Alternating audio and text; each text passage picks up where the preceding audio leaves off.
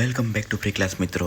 આજે આપણે ધોરણ 3ની પ્રોજેક્ટ પ્રવૃત્તિ બુક પ્રવૃત્તિ નંબર 24 એટલે કે 24 અનાજ વિશે અભ્યાસ કરીશું. આ પ્રવૃત્તિમાં મિત્રો કુલ 5 સવાલો આપેલા છે. એ 5 સવાલોના આપણે અહીં જવાબ દેવાના છે. તો સૌપ્રથમ સવાલ નંબર 1 છે, તમારા ઘરમાં પ્રવાહી ભરવા માટે કયા કયા વાસણ કે વસ્તુઓ છે તેની નોંધ કરો અને અનાજ ભરવા માટે શું સુવિધા છે તે જાણો. એક ડોલમાં કેટલા લીટર પાણી સમાય છે તેની નોંધ કરો. તો આના જવાબમાં મિત્રો આપણે લખશું કે મારા ઘરમાં પ્રવાહી ભરવા માટે ઘણા બધા વાસણો ઉપલબ્ધ છે. અનાજ ભરવા માટે પીપ છે. એક નાની ડોલમાં 5 થી 10 લીટર પાણી અને મોટી ડોલમાં 15 થી 25 લીટર પાણી સમાઈ શકે છે. અને મારા ઘરમાં માટલામાં 25 લીટર પાણી સમાઈ શકે છે. એવી જ રીતે પ્રશ્ન નંબર 2 છે મિત્રો, મારા ઘરમાં કોઠારમાં ઘઉં ભરવામાં આવે છે.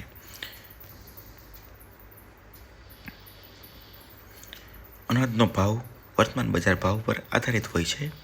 હાલ ₹30ના પ્રતિ 1 કિલો ઘઉં મળે છે તો 5 કિલોના ₹150 થાય છે અને તેના બદલામાં ₹150માં ઘણું બધું શાકભાજી ખરીદી શકાય છે. એવી જ રીતે પ્રશ્ન નંબર 3નો જવાબ છે મિત્રો, અનાજ બગડે નહીં તે માટે તેને ભેજ રહિત અને હવાચુસ્ત ડબ્બામાં ભરવામાં આવે છે.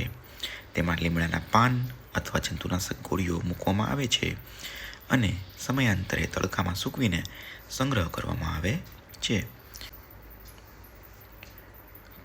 ચોથા પ્રશ્નનો જવાબ છે મિત્રો, મગ ઉપરાંત ચણા, મઠ અને વાલ જેવા કઠોળને પણ પલાળીને અથવા ફણગાવીને ખાઈ શકાય છે. સોયાબીન અને રાજમા જેવા કઠોળને પલાળ્યા પછી બાફીને ખાવા વધુ યોગ્ય રહે છે.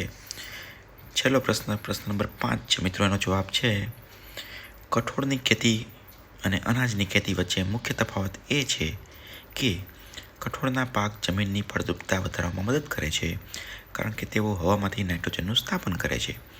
કઠોળને સામાન્ય રીતે ઓછા પાણી અને ખાતરની જરૂર પડે છે, જ્યારે અનાજના પાકને વધુ પાણી અને પોષક તત્વોની જરૂર હોય છે. આ સાથે આપણી આ પ્રોજેક્ટ પ્રવૃત્તિ પૂર્ણ થાય છે. See you in the next video. Thank you.